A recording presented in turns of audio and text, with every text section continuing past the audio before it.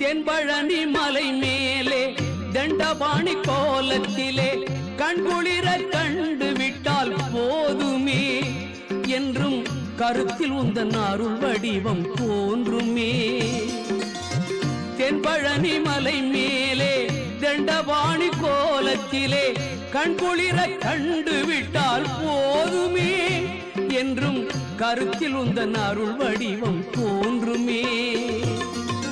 உள்ளத்திலே நீ இருக்க உன்னை நம்பி நான் இருக்க வெள்ளிமலையான் மகனே வேலையா என் வாழ்வு வளம் காண கடைக்கண் பாறையா கடைக்கண் பாறையா.